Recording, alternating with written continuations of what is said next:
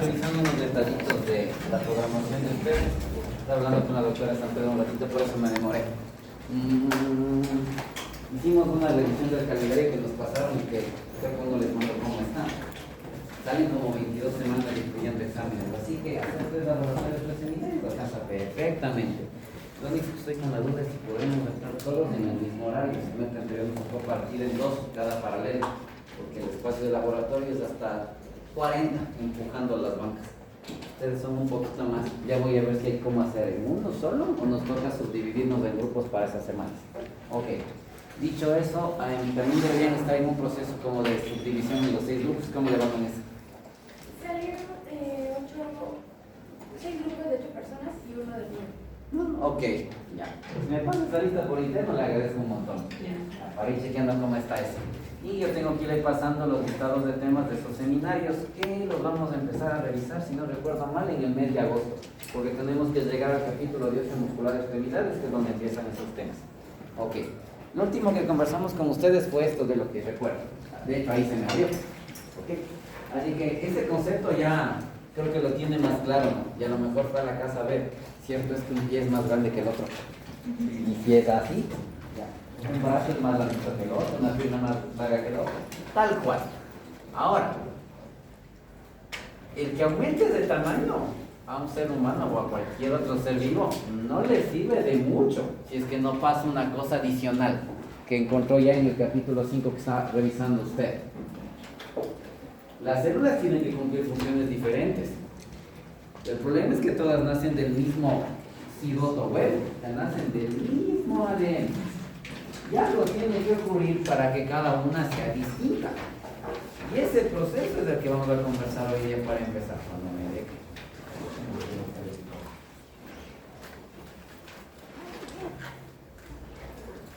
No se ve. Acá atrás ya está, pero acá no se ve.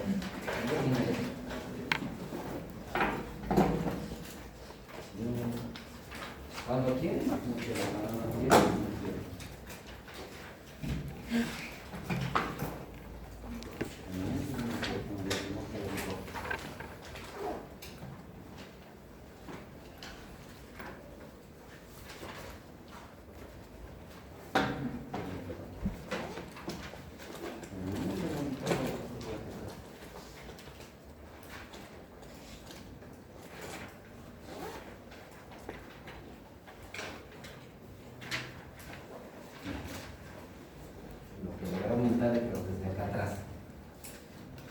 Todas tienen al inicio la misma forma, todas tienen el mismo,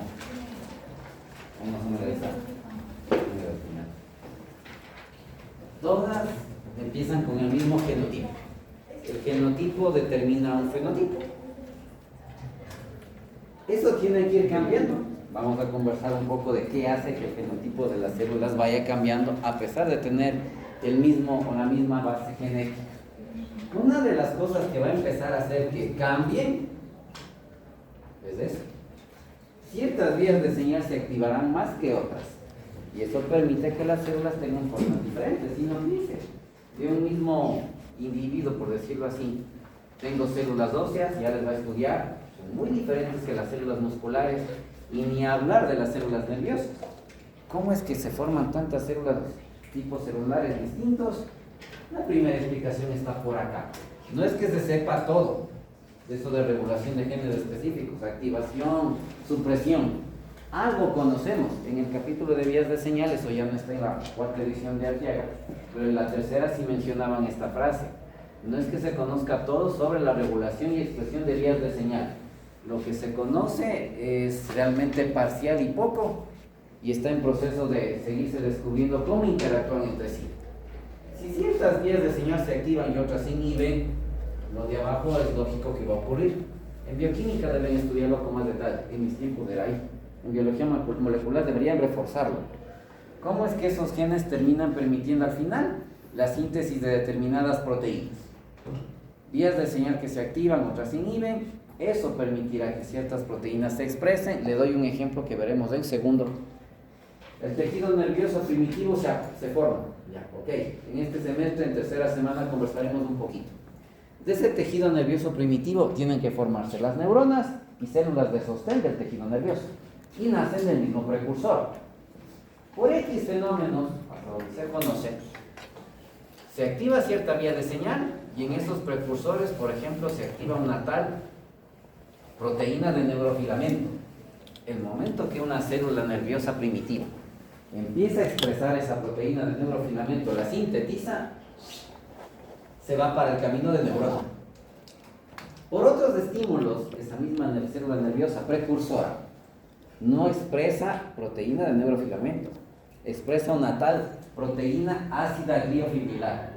Y si expresa esa tal proteína ácida gliofibrilar, va por un camino de unas células conocidas como glio. Nacieron del mismo precursor. Ciertos fenómenos regulan la expresión de ciertos genes, conversaremos un poco en este primer semestre, en segundo con más detalle. Un linaje expresa unas proteínas, sigue un camino. Un linaje expresa otras proteínas, sigue otro camino. Y ahí es donde empata con esa parte de abajo del esquema. Es como que si ese carga, me paso la compu para atrás. Abajo con las puntas de batería. Entonces, cuando ya cambian, o cuando ya sintetizan, otras proteínas, la forma de una célula nerviosa es una, la forma de una célula de sostén de glía es otra, y de lado tienen funciones distintas, trabajan diferente. Ahí ya tenemos tejidos especializados, capaces de cumplir diferentes roles. Conforme pasen las diversas semanas, las diferentes semanas, se van especializando en lo que aprendieron a hacer, al menos en las primeras etapas del desarrollo humano. Y aquí viene una cosa que en el libro encuentran, y que como van los caminos de lo que es ciencias de la salud, probablemente por ahí ustedes en algún momento tengan que involucrarse con más detalle. ¿A qué se refiere, Doc?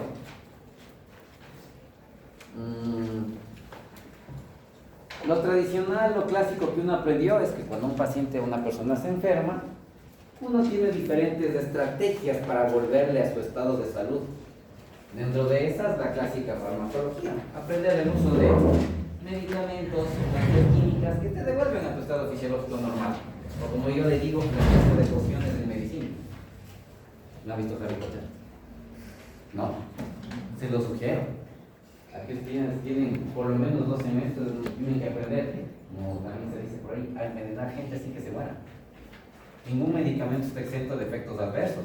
Así como lo prescriben, deben conocer qué riesgos experimentan al prescribir, por ejemplo, un antibiótico. Ok. Eso hasta cierta época de la historia, lo más útil que teníamos. Ahora,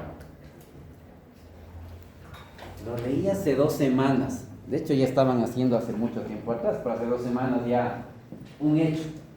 Paciente recupera su función pancreática y producción de insulina gracias a la introducción de ciertas células que renovaron su función pancreática. Hijo de puchicas. ¿Cómo es que un ser humano que ya no tenía un páncreas funcional que produce insulina, de un momento a otro ahora ya puede volver a producir insulina? Un poquito la explicación va a ir por aquí. Aquí está hablando, Doc, de un concepto que se conoce como célula madre. ¿Lo han oído antes? ¿Qué me pueden contar de eso? ¿Qué son? Célula ya fresco, pero cuando dice madre, ¿a qué se refería? Que pueden especializarse, Que pueden dar origen a otras células madre. pueden dar origen a otras células con cierta potencialidad. ¿Algo más? ¿Alguna cosa más?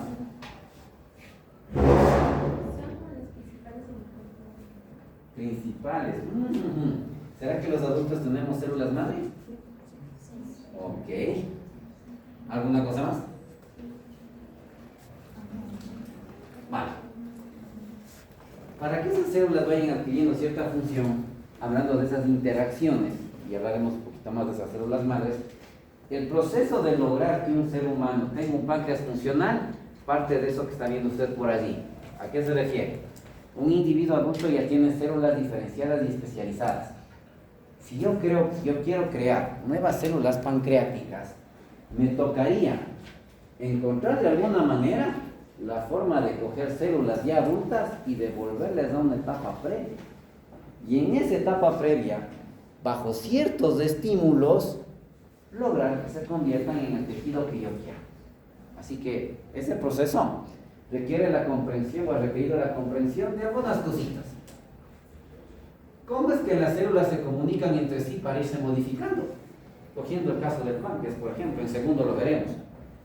Tenemos un intestino primitivo en su momento, hablaremos de eso, y de ese intestino primitivo de su pared salen los precursores del páncreas, y acabo de decirlo en plural, los.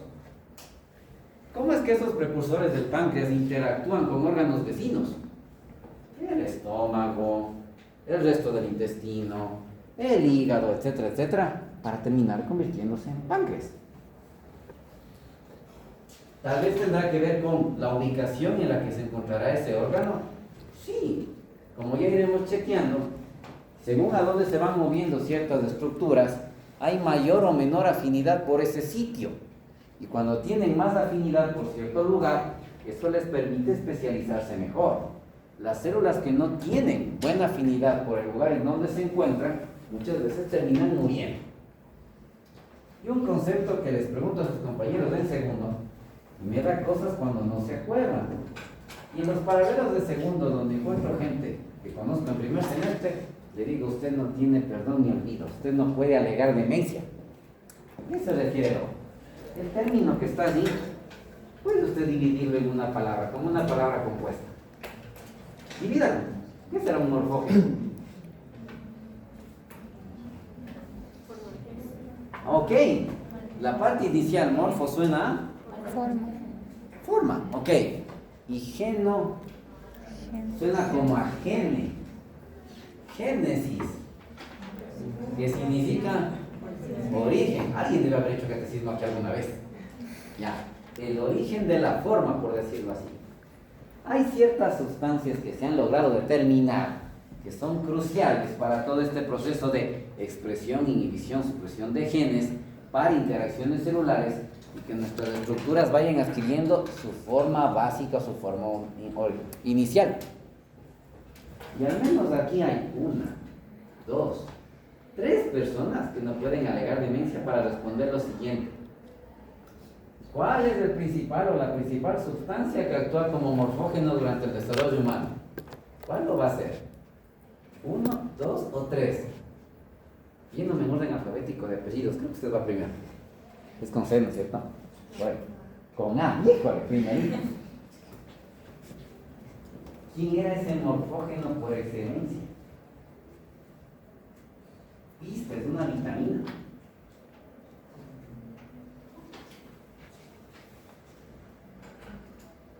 Ella es con G, su vecina es con N, entonces le toca al último. ¿De quién estamos hablando? Vale, que la mencia. ¿Quién actúa como ese morfógeno principal en todo sistema corporal? Y es una vitamina. Con eso ya deberíamos darle, pero de una. Vitamina. No, ya le tocó. ¿De quién estoy hablando?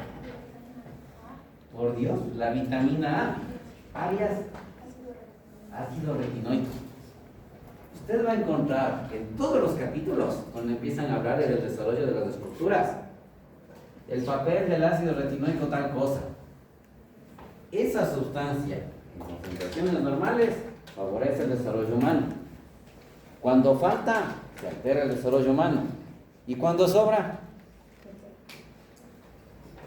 ¿qué dicen las 3? Vamos otra vez, por la A. Y cuando sobra vitamina A, porque puede pasar. ¿Esto es bueno? Le dio en el clavo. El exceso de vitamina A se asocia con el aparecimiento de anomalías en el desarrollo. Con anomalías en el desarrollo. Es decir, no es que porque abunde favorece mi formación. Todo lo contrario, lo altera. Así que usted aprenderá en otras materias que una mujer en gestación, por ejemplo, tiene que mantener cierta cantidad de vitamina A en su sistema y por lo general se lo consigue con una buena alimentación. Así que dar un suplemento en exceso de vitamina A no es muy buena idea.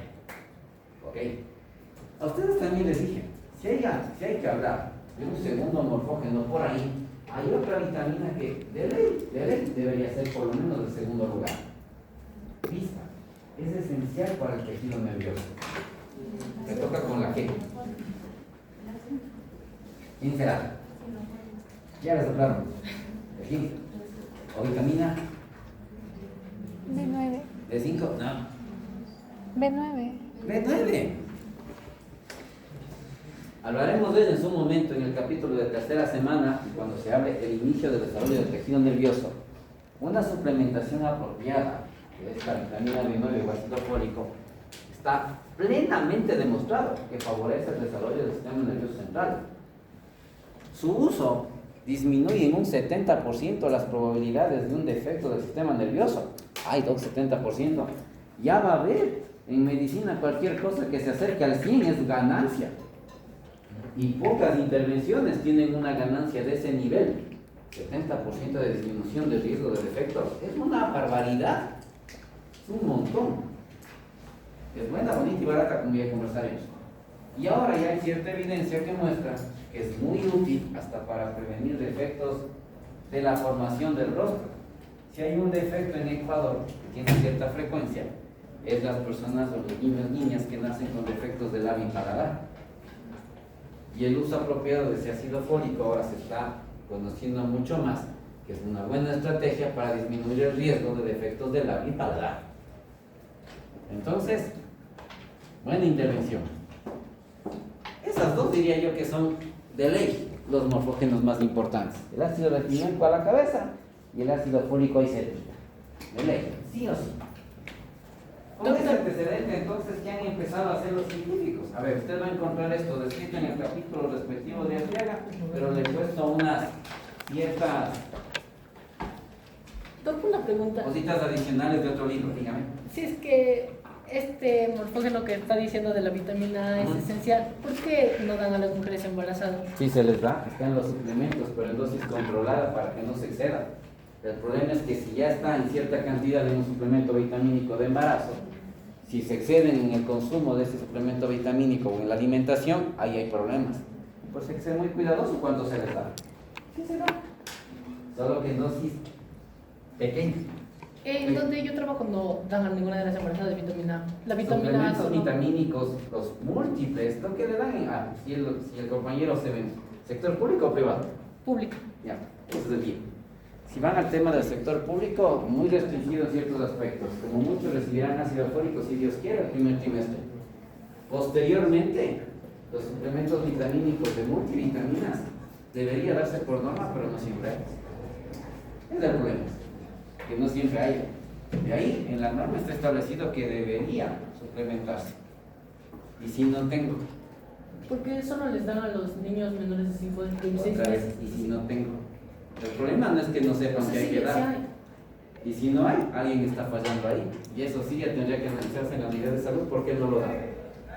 Además, tiene que ser un suplemento diseñado para embarazada. Y le cuento un dato.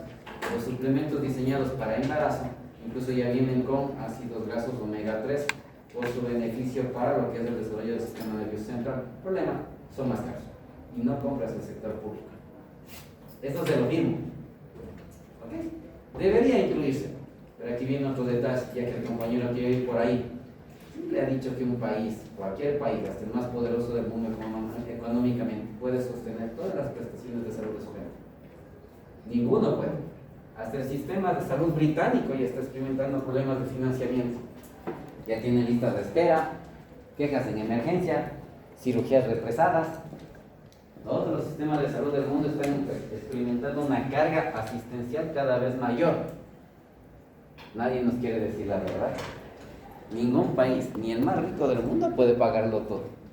Porque lo que yo gasto en suplementos vitamínicos, yo no puedo gastar para otra enfermedad. Y se lo voy a poner más grande ya que quieres por ahí. Atrofia medular, atrofia muscular espinal, me parece que es la traducción de esa enfermedad. En el país hay como 5 o 6 casos, si mal no recuerdo, de guaguas con esto. Salen hasta en la prensa. Y este caso es para que el corazón le duela si usted tiene sentimientos. Deben haber visto niños, niñas que poco a poco van perdiendo su función. Y los papás desesperados porque si no le dan cierto medicamento se moriría. Uno de los medicamentos más caros del mundo. 1 millón a 2 millones de dólares por dosis. Punto 1. La evidencia científica no es concluyente de que ese medicamento le va a curar de esa enfermedad. Wow. Solo son datos experimentales. Punto 2. ¿Sabe el presupuesto de su unidad de salud? Con lo que se gastaría en el tratamiento de una dosis para ese guagua, al menos unas 3 o 4 unidades de salud se quedarían sin presupuesto para todo un año. Ahora, ¿qué hacemos? ¿Y ahora qué hacemos? Pero se da cuenta que esa priorización tiene rostro. Mamá, papá y un guagua. Aumenten el presupuesto en salud. Ya que quiere ir por ahí. Ya no digo a las casas de salud pública que se ve por los grandotes. Es que deberíamos tener el 4 a 6% del Producto Interno Bruto del Ecuador en salud. ¿Tienen alguna idea de cuánto es eso? ¿Saben qué es el Producto Interno Bruto? Ya que el compañero quiere ir por ahí. Y él iba a contar de las cosas que se hacen ya con células madre. Y ahí viene la otra cosa. ¿Será que lo podremos pagar? Google por ahí. Producto Interno Bruto en el Ecuador. Año 2025. Hice este ejercicio con sus compañeros más grandes. Los que lograron cachar el mensaje como que ya aterrizaron. No sé si usted en primer semestre logra cachar el mensaje. No es difícil. Como 120.000 millones de dólares le va a salir, creo. 130. Ya. Usted oye, 130.000 millones de dólares. Suena hasta plata, ¿no es cierto? Hasta plata. ¿Y a ustedes quién les dijo que el Estado ecuatoriano controla 130.000 millones de dólares? Esa es toda la plata que mueve el país en un año. Y la gran mayoría de esa plata se mueve en el sector privado. 8 a 9 empleos los crea el sector privado. Incluyan salud. Antes el mayor empleador de salud era el sector público, ya no lo es. ¿Cuál es el presupuesto del Estado ecuatoriano? Google. Eso es lo que usted tiene para dar asistencia en salud, en educación, en seguridad, en vialidad, en construcciones. Eso es lo que tiene. No tienen 130.000 millones de dólares. 46.000. ¿Por forma 2025 o por forma 2026? 36.000 millones nomás creo que era. En el año 2025, ya. 130.000 millones movió el país todo el año. Pero el Estado ecuatoriano como Estado solo tiene para su financiamiento y presupuesto 35.000 millones. No tienes más. Esto es cuando los políticos hacen las leyes sin usar el cerebro. La Constitución dice 6% del PIB, no dice de los 35.000 millones. El 6% de 130.000 millones, ¿cuánto es? Solo matemáticas, vean. Es solo matemáticas.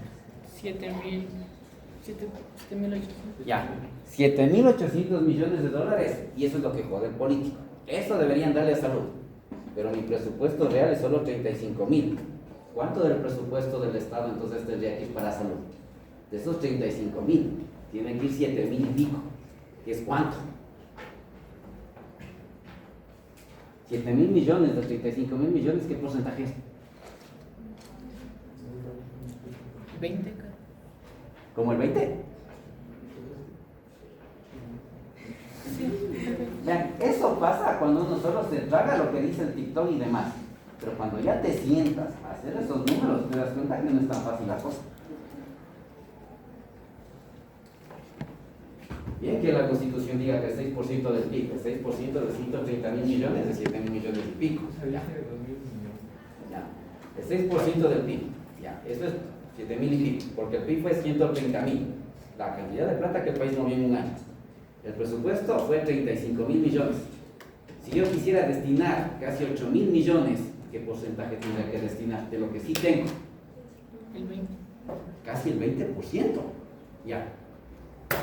¿Y cómo pago el resto? La mayor cantidad del presupuesto del Estado, si no lo sabía, se van sueldos y salarios. Dentro de esos, sueldos y salarios de salud, educación, seguridad. Y ese presupuesto de salarios es mucho menor que eso que está así. Ya, ¿cómo cumplo la Constitución? No, es que cóbrale más impuestos de esos 130.000 millones. Hay un libro escrito por 2 premios Nobel de Economía, no yo. Se llama ¿Por qué fracasan los países? Antiguo, tiene como 10 años, muy bonito. ¿Qué creen que pasó en los países en donde, ok, saquémosles más plata porque la necesito yo como papá Estado? ¿Creen que el país siguió produciendo esa misma cantidad de dinero o dejó de producir? Si usted gana 10, sacándose el sucio, y el papá Estado le dice, verás, de los 10 ahora yo necesito 9 de tus 10, ¿va a seguir trabajando con las mismas ganas? No. Entonces, ¿qué creen que empezó a pasar con el tiempo? Y esa riqueza se fue al diablo. ¿Cómo cumplo los 6% del PIB de la Constitución? Cuando haces las leyes y las normas sin usar el cerebro. Dato final. Siglo pasado, 1960-70 por ahí. Un país con más neuronas, Canadá, sacó un documento que es un ícono en salud y casi nadie le para bola. Se llama el informe Lalonde. ¿Qué hicieron ellos? Algo muy obvio. Pagar solo curación de pacientes cada día es más caro. Más caro. Pagar tratamientos de diabetes, de hipertensión, de diálisis, consecuencias de defectos congénitos. O sea, pagar eso, la cuenta se hace un montón. ¿No habrá alguna manera de chúticas, pagar un poquito menos y no tener tanto problema? Promoción de la salud. ¿Qué hicieron en ese informe? Vieron cuánto estaban gastando en tratamientos, cuánto gastaban en educación y promoción de la salud y prevención de enfermedades, y se dieron cuenta de una cosa. Estabas gastando más en tratamiento, es lo mismo que pasa en este país y casi todos los países del mundo, y gastas muy poquito en promoción, prevención y evitar enfermedades. Después hacen un análisis. Si yo gasto un poquito más en prevención y promoción, ¿qué pasaría con los pacientes en el tiempo? Se dieron cuenta que con un poquito más, de más inversión en evitar que la gente se enferme, se reduce drásticamente cuánto empiezas a gastar en tratamientos. Conclusión, siempre será más barato y conveniente prevenir antes que tratar. Hablando de priorización, estar en los zapatos de alguien que tiene que decidir, dar este presupuesto para estrategias de prevención y promoción materno-infantil, o dar esta plata hasta por orden judicial, y ahí viene la cosa, la ironía, e insisto, esto tiene el otro mano, de que me dicen que debo dar 1 o 2 millones de mi presupuesto para tratar un caso con un fármaco que no tiene mucha certeza de que funcione. Tome la decisión. Dan el fármaco a ese caso y dejaron por lo menos 10 o 20 unidades sin presupuesto. Ya, sin presupuesto. No hay. Porque el resto de plata está en otras cosas. La deuda interna sobrepasa como los 9.000 millones de dólares. Hay que pagar esa deuda interna también. Como decían los viejitos, ¿no? Se debe gastar hasta donde las sábanas llegan. Y el ecuatoriano es mal enseñado. ¿Cuántos de esos se fueron al mundial? Habrán hipotecado los 2 riñones hasta que sus nietos terminen la universidad. Pero se fueron al mundial. En este tema de células madre, ya que el compañero me hizo por otro lado y que acaba de ir a una clase de salud pública rapidita, la cosa va más o menos así. Ya desde hace siquiera una década se terminó encontrando lo que ustedes más o menos me están diciendo, y que es una de esas de novia y la otra usted la de lujo. Los individuos adultos sí tenemos ciertos bancos de células madre, tal vez no con la potencialidad de la época embrionaria, por obvias razones, ya crecimos, evolucionamos, etc. Pero por ejemplo en el tejido nervioso, a nivel retiniano, en la piel, las células sanguíneas que se renuevan todo el tiempo, tienen un tipo de célula madre por ahí, porque son tejidos que pueden de alguna u otra manera renovarse. ¿El tejido nervioso se renueva? No. Déjenme decirles que sí. Ya desde hace más de una década se sabe que el tejido nervioso se renueva a una velocidad diferente que en la época de inicio del desarrollo, desde luego, pero se renueva. De hecho, en el 2018, una publicación en Nature, si usted quiere, una de las revistas más famosas del mundo, calificó esa publicación como una de las mejores del año, porque demostró que a nivel del hipocampo humano hay una cierta producción de neuronas con el tiempo, que si se reduce, el ser humano tiene más riesgos de desarrollar defectos acá arriba, Alzheimer, Parkinson. Si no mantenemos ese recambio, nos enfermamos. ¿Cómo mantengo ese recambio? Concepto básico de la anatomía. Órgano que no se usa, se atrofia. ¿Será que su generación está utilizando todas las áreas corticales que debería utilizar? ¿O de tanto scrollear, ya sus neuronas se están jorobando? Y hay publicaciones que indican que de tanto scrollear, el de aquí arriba, ya le voy a mandar a la jefa unas infografías por ahí para que se asusten un poco. Ok, entonces en el adulto tengo un banco de células madre. Coger esas células, aislarlas, y lo que están haciendo, devolverlas a su estado embrionario, o sea, tratar de que llegue a la época embrionaria en donde tenían mayor potencialidad. Y una vez que llegaron a este estado, llevarle por cierto camino para crear células beta pancreáticas, por ejemplo. Y lo que ya están haciendo, y es verdad, a lo mejor alguien ya vio, ojalá entre tanta scrolleada la hayan visto, ya hay impresoras biológicas de órganos. Y ya hicieron dos cosas. Una oreja, el prototipo se hizo en la espalda de ratones, una oreja humana y funcionó. Ahora se hizo mediante impresión 3D. Y lo otro fue mini riñoncitos. Ya están haciendo mini corazoncitos. Ahora tendrán que lograr que haya un riñón de tamaño decente para un humano y un corazón de tamaño decente para un humano. Pero se imaginan lo loco, ya cuando estén más grandes. Sí cargo el tóner, dicen, y no el de la impresora. De la impresora de papel. Sino el de la... Verá que mañana le operamos, dejará imprimiendo el riñón. Sí, no, ya dejamos imprimiendo el riñón. ¿Se imaginan cómo va a ser eso en su momento? Y ahí viene la pregunta del millón. Chuticas, ¿cuánto costará el tóner de células madre para imprimir riñones? No sé, toda tecnología nueva siempre viene con costos altos. Siempre viene con costos altos. Ninguna tecnología nueva. Bueno, hay una excepción, pero porque ese señor fue todo un altruista y pasión por la medicina, terminó sus días en un centro de salud chiquito por ahí en Japón. ¿Quién? Los inventores de la endoscopía digestiva. No me acuerdo el nombre de este japonés. Él la diseñó porque en Japón hay una gran cantidad de problemas tumorales gástricos asociados probablemente a su tipo de alimentación. Y con otros científicos por allí, más de la parte de la ingeniería, desde la parte de la medicina, desarrollaron todo lo que ahora conocemos como ese sistema para hacer endoscopías. ¿Y el que hizo? Tengan, les regalo. Yo no quiero la patente ni nada de regalías. Lo hice por tal cosa. Y terminó sus días atendiendo en un centro de salud chiquito ahí en un poblado de Japón. ¿Quién más hizo eso? Los descubridores de la vacuna de la polio. Tengan, yo no quiero la patente. Quiero que salven vidas. Eso hace que una vacuna de esas no sea tan costosa. La tecnología de endoscopía, la tradicional, hoy por hoy ya no es tan costosa. Que en Inglaterra le cobran por respirar el oxígeno. Pero aquí una endoscopía se puede conseguir por cierto valor. En Estados Unidos es hipotecar media mano. Ok, así es demasiado caro. Esto que usted va a vivir, híjoles, solo será o estará al alcance probablemente de quien lo pueda pagar. ¿Y quién lo puede pagar? A ver, datos, ya que quieren. Menos del 2% de la población ecuatoriana gana más de $1.500 por mes. Y menos del 1% gana más de $2.000 a $3.000 por mes. Por eso digo, ciertos médicos debemos cerrar la boca y pagar impuestos calladitos.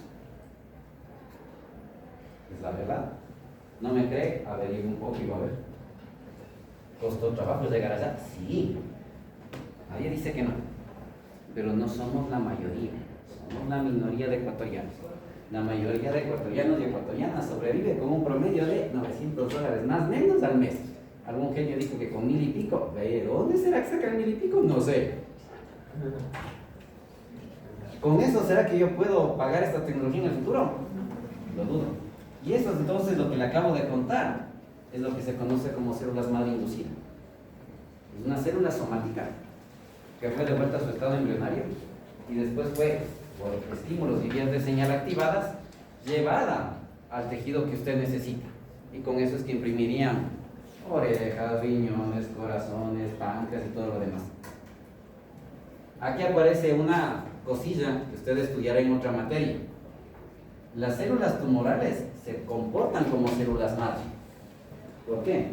Se generan y se generan y se generan y se generan y se generan, pero no son células buenas, saludables, funcionales. Son células que a la larga terminan alterando la estructura, la anatomía y el funcionamiento de un órgano. Entonces, en la capacidad de crear tejidos, sí, se parecen. Me adelanto a algo que está en el capítulo de vías de señal. Las células tumorales aparecen cuando las vías de señal se alteran. Entonces, un gen que de buena manera crea células sanas, de repente se altera, se modifica, te empieza a crear células enfermas. En eso se parecen, pero no son para nada células buenas. La clasificación que encuentran en este capítulo y en el capítulo de segunda semana, creo que es primera semana, va por aquí. Por el tipo de tejidos que pueden crear. Entre más joven la célula madre, más tejidos puede crear. Entre más madura la célula madre, menos tejidos puede crear. Por eso hay las totipotenciales, que están hasta cierta generación de las primeras divisiones del cigoto huevo, como ya vamos a ver. Esas pueden crear todo, así, todo, entiéndase, todo, sin restricción. Llegaremos a cierto momento del desarrollo, ya lo conversaremos, lo verán también ustedes un poquito, en donde ya esas células madre se especializaron un poco. Y unas son capaces de crear solo tejidos del embrión, y otras son capaces de crear esos anexos que le conté. Dígame. Tengo una pregunta. Las personas que se guardan, digamos, células para... Las del cordón. Ajá, para el futuro, Ajá. para eso de la belleza. ¿Qué pasa con los embriones de los que se acaban de hacer? Pensé que iba por lo del cordón umbilical, que era más fácil. Primero, sí hay ciertas células madre que estarían en lo que es el tejido y en el líquido que está en el cordón umbilical. Por criopreservación lo hacen, funcionan para este individuo en particular. Utilidad potencial en enfermedades oncológicas de la sangre, por decirlo de cierta manera, leucemias, por ejemplo. Eso que usted menciona es una duda ética que no tiene respuesta 100% del todo.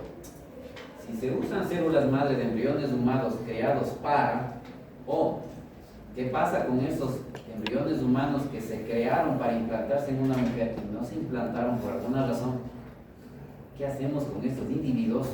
Es un tema ético y no hay una respuesta clara. ¿Los desechamos? ¿Les damos chance de que se implanten y crezcan? ¿Les tenemos ahí congelados por siempre? No hay respuesta. El tema es ético. Es un ser humano ya. La línea es bien delicada, es bien delgada. ¿Qué pasa con ellos? No hay respuesta. No hay respuesta, soy sincero, no hay respuesta. Es un tema controversial. Deberían estudiar un poco en lo que es dilema de éticos. Deberían. Por último, las células, por ejemplo, de la piel, del estrato basal, las células que están en la médula ósea y que generan nuestras células sanguíneas todo el tiempo, esas ya se comprometieron con un tejido. O sea, la célula madre que está en la médula ósea son células sanguíneas y punto. No puede volverse hueso, no puede volverse piel. La de la piel, solo piel. No puede volverse otra cosa. Así que hay en esos sitios estas células madre ya más especializadas y que es en donde más entiendo se está experimentando para tratar de devolverles a su estado más primitivo y de ahí agarrarle para otro camino. ¿Por qué lo dicen? Las células madre de la epidermis, de la piel, en algún momento dado tuvieron conexión con lo que fue el tejido nervioso primitivo. Entonces, tengo una amiga, ya me toca llamar este año, porque hablamos desde el 4, desde el 5 año, que está en Estados Unidos, su compañera de formación, y estaba, al menos hace 4 años que conversamos, trabajando justamente en eso. Cómo generar nuevas células nerviosas en pacientes que ya tienen deterioro. Alzheimer y Parkinson. Y ella me dijo, en 5 años esperamos que esa tecnología ya esté. Se cumplen 5 este año. A fin de año tengo que preguntarle, oye, ¿qué pasó con eso que estaban haciendo? Veamos qué me cuenta. Eso le contaré al siguiente grupo con el que me toque. Porque para Navidad le suelo escribir. Entonces, ahí veré qué me dice. Ok, este código ya vimos. Para terminar, una cosita nada más. Con la activación de genes, con el contacto con estructuras vecinas, las células van cambiando su forma, así de sencillo. La célula muscular para nada se parece a la célula. No, para nada se parece a la ósea y demás. Y la forma que tiene una célula, como usted va a aprender en histología, es un equilibrio prácticamente entre las cosas que tiene adentro y las cosas que le empujan por el exterior. Ok. Estos cambios de forma a la célula también le sirven para una cosa vital en estas épocas. Necesita desplazarse, moverse a otros lugares para seguirse especializando. Y a través de sutiles cambios de forma, en donde crean unas especies de piecitos, logran desplazarse de donde se crearon hacia su sitio definitivo. Y en ese cambio de forma, en el embrión en desarrollo, lo iremos viendo, pasan cosas medio raras. La superficie externa está lisa y de repente se hunde. Con sus compañeros de segundo estamos viendo el desarrollo de la nariz. Y en este proceso de formar la nariz, tal cual, de repente la zona externa se hizo más gruesa, de repente la zona externa se hundió para formar los huequitos de la nariz. De repente se hace más grueso, más grande el tejido que rodea, porque la nariz tiene su prominencia. Y poco a poco va creándose esa estructura nasal. Así que esos cambios de forma ya macroscópicamente son los responsables de que uno tenga nariz, orejas, dedos. Ya veremos en su momento cómo van apareciendo estas estructuras. ¿Esos procesos fallan? Seguro que sí. Y para terminar hoy día,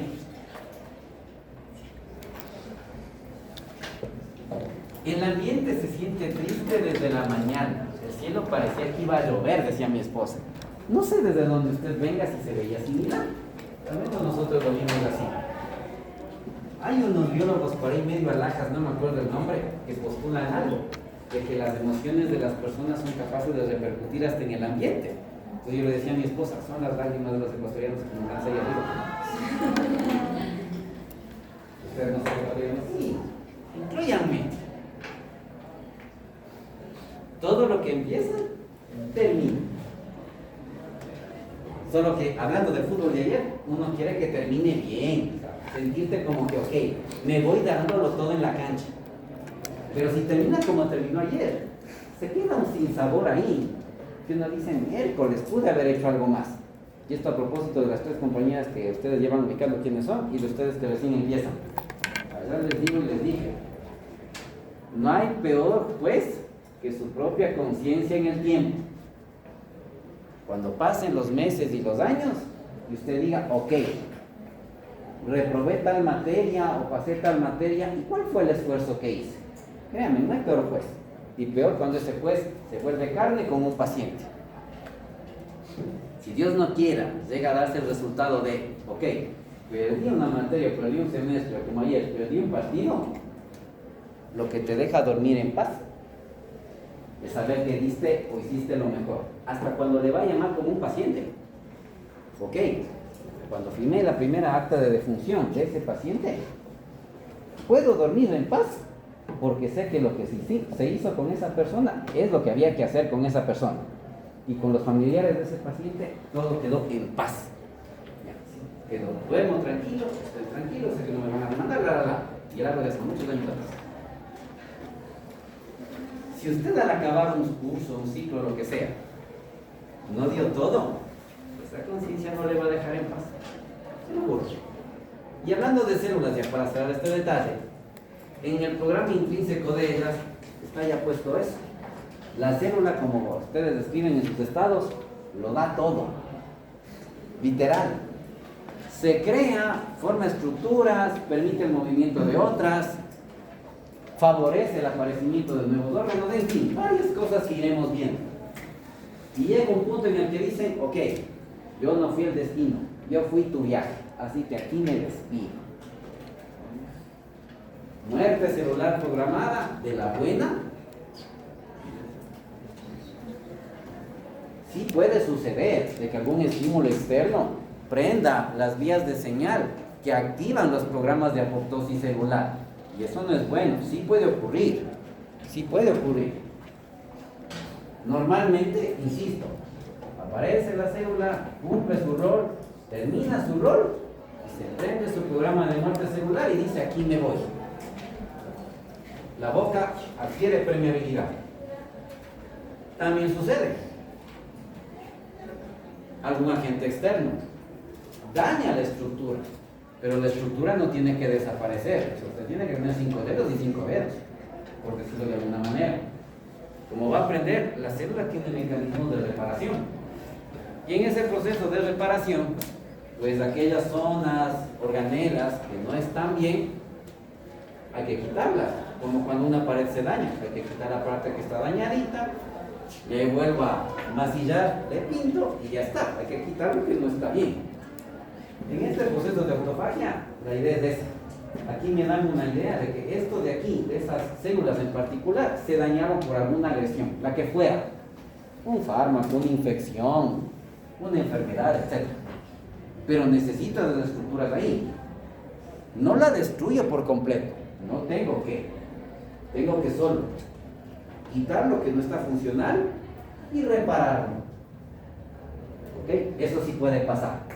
Y usted verá en algunas ocasiones como que eso se intentó y queda alguna secuela, alguna evidencia. Chicos, ¿por qué será que este guagua tiene esta línea aquí en la chamba? Qué raro. Y después aprenden bridas amnióticas y que hay unas bridas que pueden medio lastimarte la pierna, te pueden cortar una parte de la pierna, te pueden cortar toda la pierna.